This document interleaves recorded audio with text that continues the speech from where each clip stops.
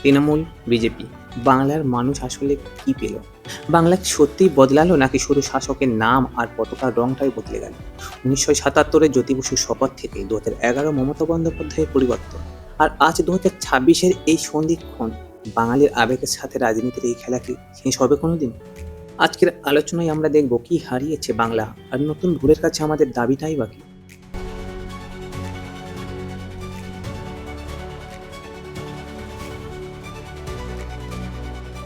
বাম আমল ১৯৭৭ থেকে ২০১১ এক দীর্ঘ যাত্রার খতিয়ান। এই আমলটি ছিল সামাজিক সংস্কারের যুগ, কিন্তু অর্থনৈতিকভাবে এটি ছিল ক্রম অবনতির সাক্ষী। কি পেলাম বাম আমলে?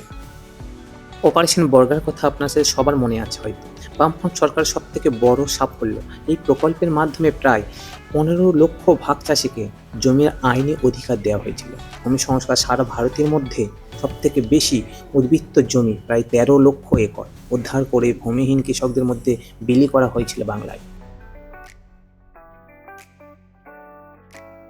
পঞ্চায়েতি রাজ ১৯৭৮ সালে ভারতের মধ্যে প্রথম ত্রিস্তরীয় পঞ্চায়েত ব্যবস্থার সফলভাবে প্রয়োগ করে গ্রামীণ রাজনীতিতে সাধারণ মানুষের অংশগ্রহণ নিশ্চিত করেছিল বাংলা।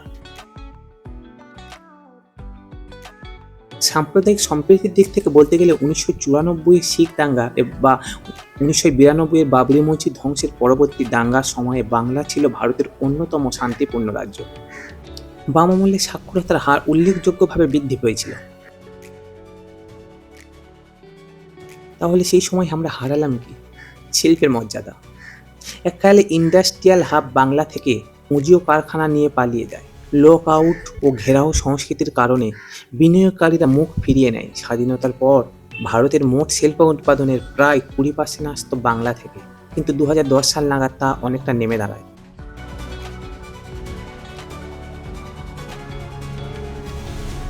ইংরেজি শিক্ষার সুযোগ ১৯৮৩ সালে প্রাথমিক স্তর থেকে ইংরাজি তুলে দেওয়ার হঠকারী সিদ্ধান্ত একটি গোটা প্রজন্মকে জাতীয় ও আন্তর্জাতিক প্রতিযোগিতায় পিছিয়ে দেয় এবং মেধার পাচার হয়েছিল বাম আমলে। কর্মসংস্থানের অভাবে বাংলা থেকে মেধাবী ছাত্রছাত্রীরা বেঙ্গালুরু, পুনে বা বিদেশে চলে যেতে শুরু করে, যা আজও বহাল আছে। পার্টিতন্ত্র, প্রশাসন এবং বিচার ব্যবস্থা, অতিরিক্ত রাজনীতিকরণ, যেখানে সাধারণ মানুষের অধিকারের চেয়ে পার্টির কাজ বেশি গুরুত্বপূর্ণ হয়ে গেছে। বুদ্ধদেব ভট্টাচার্য শেষ লগ্নে শিল্পের চেষ্টা করলেও ২০০৮ সাল নাগাদ সিঙ্গুর থেকে টাটা মোটরস বিদায় বাংলার বুকে শিল্পের পতনের শেষ পিরেকটা পুঁতে গেছে।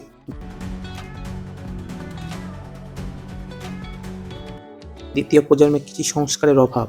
অপারেশন বর্গা কৃষকদের জমি দিয়েছিল ঠিকই, কিন্তু ৯০-এর দশকে যখন আধুনিক প্রযুক্তি, কোল্ড স্টোরেজ বা কৃষিভিত্তিক শিল্পের প্রয়োজন ছিল, তখন সেই আধুনিকরণ থমকে যায়। ফলে গ্রামের কৃষিকাজ আর লাভজনক থাকেনি। তৃণমূল আমল ২০১১-র এক অভূতপূর্ণ জয় তৃণমূলের। আমি মমতা ব্যানার্জি পশ্চিমবঙ্গ রাজ্যের মুখ্যমন্ত্রী রূপে আমার কর্তব্যসমূহ শ্রদ্ধাপূর্বক এবং শুদ্ধান্তকরণে নির্বাহ করিব। দীর্ঘ ৩৪ বছরের বাম শাসনকে ক্ষমতা থেকে সরিয়ে সরকারে আসে তৃণমূল।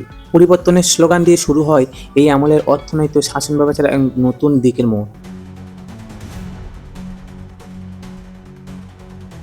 কি পেলাম তৃণমূল আমলে? সামাজিক নিরাপত্তা বেষ্টনী, লক্ষ্মীর ভাণ্ডার, কন্যাশ্রী, রূপশ্রী, স্বাস্থ্যসাথী এবং নিজ খরচায় রেশনের মতো প্রকল্প, যা সাধারণ মানুষের হাতে সরাসরি সম্পদ পৌঁছে দিয়ে গ্রামীণ চাহিদা ধরে রেখেছিল। ডিরেক্ট বেনিফিট ট্রান্সফার, প্রান্তিক মানুষের হাতে সরাসরি টাকা পৌঁছে দেওয়া। লক্ষ্মীর ভাণ্ডার, প্রায় রাজ্যের ২ কোটিরও বেশি মহিলা এই প্রকল্পে সরাসরি আর্থিক সুবিধা পাচ্ছে। কন্যাশ্রী, রাষ্ট্রসংঘ কর্তৃক পুরস্কারপ্রাপ্ত এই প্রকল্প রাজ্যের প্রায় ৮৫ লক্ষের বেশি মেয়ে স্কুল কলেজে পড়াশোনার জন্য আর্থিক অনুদান পেয়েছে।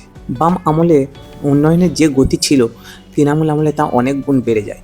গ্রাম শহরে রাস্তাঘাট, ব্রিজ এবং বিদ্যুৎ সংযোগে ব্যাপক উন্নতি দেখা যায়। গ্রামে গ্রামে বিদ্যুৎ, পানীয় জল সমস্ত কিছু পৌঁছানোর দিক থেকে তৃণমূলের শাসনকাল কিন্তু উল্লেখযোগ্য।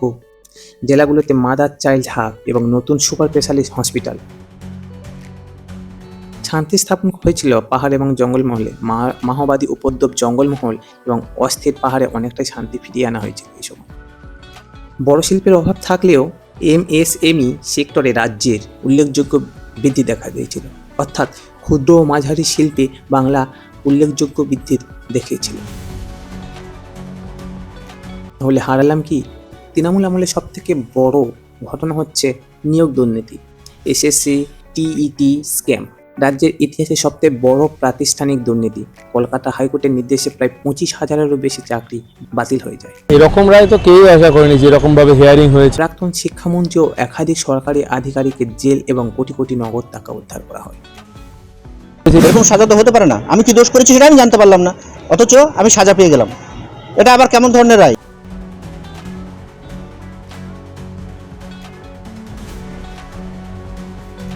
ক্যাগের রিপোর্ট অনুযায়ী রাজ্যের হাজার হাজার কোটি টাকার খরচের হিসাব বা ইউটিলাইজেশন সার্টিফিকেট সময় মতো জমা না পড়ার অভিযোগ উঠেছে, যা আর্থিক স্বচ্ছতার অভাবকে স্পষ্ট করে তোলে।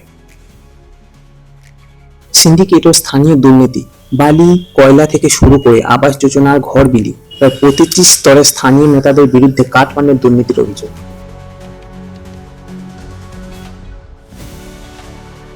টাটা ন্যানো বিদায় নেওয়ার পর বাংলা আজ কোনো বড় অটোমোবাইল বা স্টিল প্ল্যান্ট পায়নি, যার ফলে বেসরকারি ক্ষেত্রে উচ্চ বেতনের চাকরির অভাব রয়েই গেছে। প্রশাসনিক স্বচ্ছতা, নিয়োগ দুর্নীতি, আবাস যোজনা বা প্রাণের দুর্নীতির অভিযোগ সরকারের ভাবমূর্তিকে কালিমালিপ্ত করেছে। কাঠমান্ডুর সংস্কৃতি সাধারণ মানুষের বিরক্তির কারণ হয়ে দাঁড়িয়েছিল। গণতান্ত্রিক পরিবেশ, 2018 পঞ্চায়েত নির্বাচন ও স্থানীয় ভোটের অশান্তি, বিরোধী শূন্য করার প্রবণতা মানুষের গণতান্ত্রিক অধিকারকে সংকুচিত করেছে। আমলাতন্ত্রের চরম রাজনৈতিকরণ ঘটেছিল এই সময়। পুলিশের একাংশ এবং প্রশাসনের রুটিন কাজে রাজনৈতিক নেতাদের মাত্রা অতিরিক্ত হস্তক্ষেপ সাধারণ মানুষের প্রশাসনের প্রতি আস্থা তলানে এসেছে। ফলে 2026 এই নির্বাচনে সরকার ওলটপালট হয়ে যায়, যার ফলে 2026 মমতা ব্যানার্জির বিরাট বড় পরাজয় হয়।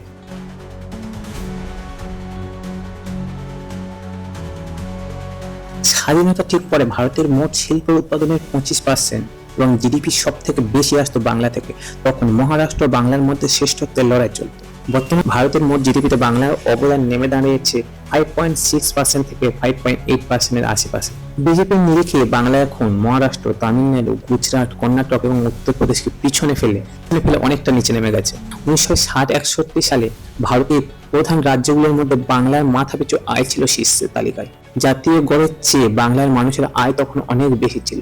বর্তমানে বাংলার মাথাপিছু আয় প্রায় 1,60,000 থেকে 1,70,000 টাকার আশেপাশে, যা ভারতের জাতীয় গড়ের এভারেজের থেকে কম। যেখানে তেলেঙ্গানা, কর্ণাটক, হরিয়ানার মতো রাজ্যগুলো মাথাপিছু আয় 3 লক্ষ টাকা ছাড়িয়ে গেছে, সেখানে বাংলার আয় অনেকটা পিছিয়ে। এবং এই দীর্ঘ সময় চলতে গিয়ে বাংলা বিভিন্ন সময় ঋণ নিয়েছে, তার পরিমাণ প্রায় 6 লক্ষ কোটি টাকা ছাড়িয়েছে।